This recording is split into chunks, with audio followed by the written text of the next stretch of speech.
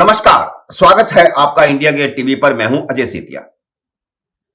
मित्रों, रूस और यूक्रेन की जंग के हर पहलू को आप टीवी चैनलों पर देख सुन रहे होंगे।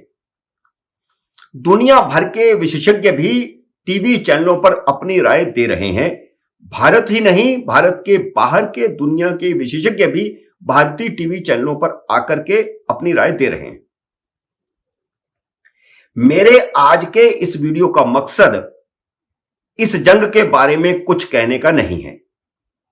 मैं कुछ ऐसे कारणों का खुलासा करूंगा कि भारत इस समय आक्रामक रूस के साथ खड़ा है तो क्यों खड़ा है और क्या खड़ा भी है। पिछले 2 दशकों से अमेरिका से रक्षा साझेदारी के बावजूद आज हम अचानक रूस के साथ खड़े हुए दिखाई दे रहे हैं। हालांकि रूस के राष्ट्रपति पुतिन ने जब यूक्रेन पर हमले का आदेश जारी किया था, तब भारत के प्रधानमंत्री नरेंद्र मोदी दुनिया के पहले ऐसे अंतर्राष्ट्रीय नेता थे जिन्होंने पुतिन को फोन करके युद्ध रोकने की अपील की थी। लेकिन भारत ने संयुक्त राष्ट्र सुरक्षा परिषद में रूस की निंदा वाले प्रस्ताव का समर्थन नहीं किया। इसके पीछे ऐतिहासिक कारण हैं जो आपको जानना जरूरी है। इसलिए ऐतिहासिक जानकारियां देने के लिए मैं यह वीडियो बना रहा हूं। मेरा यह वीडियो उन लोगों को भी सोचने पर मजबूर करेगा जो संयुक्त राष्ट्र में यूक्रेन के साथ खड़े नहीं होने के लिए मोदी सरकार की आलोचना कर रहे हैं। अगर आपको मेरा यह वीडियो अच्छा लगे तो हर भारतवासी तक पहुंचाने के लिए इसे शेयर जरूर कीजिएगा। भारत ने ठीक किया या गलत, इस पर बहस चल रही है। भारत का एक वर्ग चाहता है और चाहता था कि ऐसे समय में भारत को यूक्रेन के साथ खड़े होना चाहिए जब रूस ने बिना किसी खास वजह उस पर हमला किया है। वैसे भारत यूक्रेन के साथ भी खड़ा है और कूटनीतिक तौर पर रूस का उतना विरोध नहीं कर रहा जितना अमेरिका और उसके सहयोगी देश कर रहे हैं। लेकिन मजेदार बात यह है कि मोदी सरकार का परंपरागत स्थायी आलोचक वामपंथी टोला भारत में चुप्पी साधे हुए है। कुछ दूसरे लोग विरोध कर रहे हैं। वामपंथी टोले की तरफ से मोदी सरकार की आलोचना नहीं हो रही, जो अक्सर हर मुद्दे पर होती है। इसका कारण यह है कि इस बार वे हमलावर रूस के साथ हैं, क्योंकि रूस एक कम्युनिस्ट देश है। जिस तरह वे भारत पर हमला करने वाले चीन के साथ खड़े होते हैं, उसी तरह वे अब हमलावर रूस के साथ खड़े हैं, यूक्रेन के साथ नहीं खड़े। जबकि हम भारत के तौर पर यूक्रेन के साथ खड़े। हमने रूस की निंदा प्रस्ताव पर वोट नहीं किया, हम तटस्थ हैं। लेकिन मैं अपनी बात पर आता हूं। भारत की कूटनीति हमेशा अपने हित अहित देखकर बनती रही है। दुनिया का रुख देखकर कभी हमारी कूटनीति नहीं बनी और इस कूटनीति को मोदी सरकार ने भी बेहतर तरीके से कायम रखा है। यूक्रेन के मामले में भी भारत ने खुद को सामने रखकर कूटनीति अपनाई है। इस कूटनीति के कारण ही भारत अब बड़ी भूमिका निभाने की क्षमता रखता है। संयुक्त राष्ट्र में तटस्थ रहने के बावजूद यूक्रेन के राष्ट्रपति जेलेंस्की ने प्रधानमंत्री नरेंद्र मोदी को फोन करके युद्ध समाप्ति के लिए भारत से मदद मांगी है। पुतिन ने संयुक्त राष्ट्र में अपनाई गई भारत की कूटनीति की तारीफ की है। अमेरिका के राष्ट्रपति जो बाइडेन ने भी कहा है कि अमेरिका भारत से बात करेगा। भारत ने युद्ध पर नाराजगी के बावजूद न अमेरिका का साथ दिया, न रूस के खिलाफ वोट किया। इसका कारण यह है कि इस समय रूस के साथ हमारी दोस्ती ज्यादा महत्वपूर्ण है। वह इसलिए क्योंकि रूस और चीन की दोस्ती फिर से बढ़ रही है। अगर इस समय हम रूस के साथ खड़े नहीं हुए तो आने वाले समय में रूस की चीन के साथ दोस्ती हमारे लिए घातक साबित हो सकती है। युद्ध के हालात में अमेरिका हमारे साथ कभी भी खड़ा नहीं रहा है। यह बात ध्यान देने वाली है। रूस भी 1947, 1962 और 1965 में हमारे साथ नहीं खड़ा था, लेकिन वह हमारे विरोध में भी नहीं खड़ा था। 1971 में तो रूस हमारे साथ खड़ा था, अमेरिका हमारे विरोध में खड़ा था। अगर रूस हमारे साथ उस समय खड़ा नहीं होता तो अमेरिका और ब्रिटेन समुद्र के रास्ते भारत पर हमला करने आ चुके थे और परमाणु हथियारों के साथ आ चुके थे। आज हमारे लिए उस घटना को याद करना जरूरी है। मेरे आज के वीडियो का मकसद यही है कि मैं आपको 1971 की वह घटना याद करवाऊं, क्योंकि अमेरिका और ब्रिटेन भी आज उस तरह यूक्रेन का साथ नहीं दे रहे जैसे 1971 में इन दोनों देशों ने भारत के खिलाफ पाकिस्तान का साथ दिया था।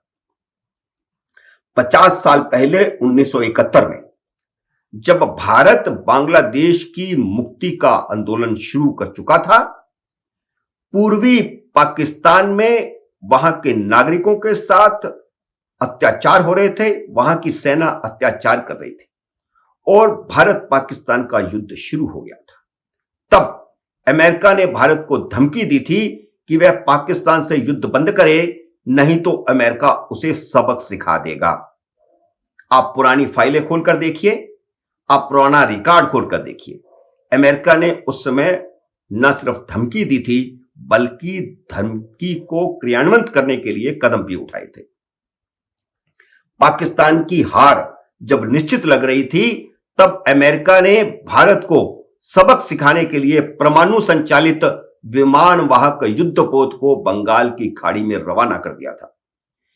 अमेरिका की 7वीं फ्लीट का 75,000 टन का यह युद्धपोत 1970 के दशक में 70 से अधिक लड़ाकू विमानों के साथ दुनिया का सबसे बड़ा परमाणु संचालित विमान वाहक पोत था, जबकि भारतीय नौसेना के बेड़े में उस समय सिर्फ 20 हल्के लड़ाकू विमानों की क्षमता वाला 20,000 टन का विमान वाहक पोत ही विक्रांत ही था। हालांकि जाहिरा तौर पर कहा यह गया था कि यूएसएस एंटरप्राइजेस को पूर्वी पाकिस्तान, जो अब बांग्लादेश है, पूर्वी पाकिस्तान में अमेरिकी नागरिकों को सुरक्षित करने के लिए भेजा जा रहा है। इसका अमेरिका ने स्टेटमेंट जारी किया था, लेकिन अनौपचारिक रूप से यह भारतीय सेना को धमकाने और पूर्वी पाकिस्तान की मुक्ति को रोकने के उद्देश्य से वहां से भेजा गया था। उस समय भारत चिंतित था। भारत की क्षमता उतनी नहीं थी कि वह अमेरिका का मुकाबला कर सके। उस समय चिंतित भारत ने सोवियत संघ को मदद मांगने वाला एक संदेश भेजा था। इस संदेश के साथ ही हमारे तार रूस से जुड़ गए, जो अब तक जुड़े हुए हैं। रूस ने तुरंत भारत को खबर दी कि अमेरिका ही नहीं, ब्रिटिश नौसैनिक विमान वाहक HMS ईगल के नेतृत्व में एक शक्तिशाली समूह भी अरब सागर की ओर भारत के जल क्षेत्र में आ रहा है। ब्रिटिश और अमेरिकियों ने भारत को डराने के लिए एक समन्वित हमले की योजना बनाई थी। सिर्फ डराने के लिए नहीं, बल्कि जरूरत पड़े तो हमला करने वाले थे, भारत को घेरने वाले थे। रणनीति यह थी कि अरब सागर में ब्रिटिश जहाज भारत के पश्चिमी तट को निशाना बनाएंगे, जबकि अमेरिकी युद्धपोत चटगांव के रास्ते पर खड़ा होगा। भारतीय नौसेना ब्रिटिश और अमेरिकी जहाजों के बीच फंस जाएगी। यह थी अमेरिका और ब्रिटेन की रणनीति। दुनिया के दो प्रमुख लोकतंत्र, अमेरिका और ब्रिटेन, दुनिया के सबसे बड़े लोकतंत्र के लिए खतरा बन रहे थे। तब भारत ने रूस से मदद मांगी थी और रूस ने यूएसएस एंटरप्राइजेस को ब्लॉक करने के लिए 16 सोवियत नौसैनिक इकाइयों को 6 परमाणु पनडुब्बियों के साथ भेजा था। भारतीय नौसेना के पूर्वी कमांड के प्रमुख एडमिरल एन कृष्णन ने अपनी पुस्तक नो वे बट सरेंडर में लिखा है कि उन्हें डर था कि रूसी पनडुब्बियों से पहले अमेरिकी चटगांव पहुंच जाएंगे और एक एक पल तब महत्वपूर्ण हो रहा था। भारत की कोशिश यह थी कि अमेरिका को किसी तरह विलंब हो, वह देरी से पहुंचे। 2 दिसंबर 2071 को यूएसएस एंटरप्राइजेस की रहनुमाई में यूएस 7वीं फ्लीट की टास्क फोर्स बंगाल की खाड़ी में पहुंच गई थी। उधर ब्रिटिश बेड़ा अरब सागर में आ रहा था। दुनिया ने अपनी सांस रोक रखी थी, लेकिन अमेरिकियों को पता नहीं था कि सोवियत पनडुब्बियां उनसे आगे निकल चुकी थी। जैसे ही यूएसएस एंटरप्राइजेस पूर्वी पाकिस्तान की ओर आगे बढ़ने लगा, सोवियत पनडुब्बियां बिना किसी चेतावनी के भारत और अमेरिकी नौसैनिक बल के बीच में आकर के खड़ी हो गई। अमेरिकी हैरान रह गए। एडमिरल गार्डन ने 7वें अमेरिकी फ्लीट कमांडर से कहा, सर, हमें बहुत देर हो चुकी है, सोवियत यहां पहुंच चुके हैं। नतीजतन अमेरिका और ब्रिटेन दोनों को अपने बेड़े पीछे हटाने पड़े। दोनों पीछे हट गए। आज अधिकांश भारतीय बंगाल की खाड़ी में 2 महाशक्तियों के बीच इस विशाल नौसैनिक शतरंज की लड़ाई को भूल गए हैं, या आज की पीढ़ी को तो इसके बारे में पता ही नहीं है। मेरे वीडियो बनाने का मकसद यही है कि भारत के लोग उस परिस्थिति को समझें, उस स्थिति को याद करें। जिन लोगों को इतिहास की जानकारी नहीं, वे गलत और ठीक पर बहस कर रहे हैं। कुछ लोगों का कहना है कि अगर भविष्य में कभी चीन ने भारत पर हमला किया तो हमें अमेरिकी सहित पश्चिमी दुनिया से भी ऐसा ही व्यवहार मिल सकता है जैसा आज हमने किया है। लेकिन वे भूल जाते हैं कि भारत, चीन और यूक्रेन रूस के बीच एक बड़ा अंतर है। सोवियत संघ के विघटन के बाद अमेरिका और रूस से गारंटी के आधार पर यूक्रेन ने अपने परमाणु हथियार नष्ट कर दिए थे।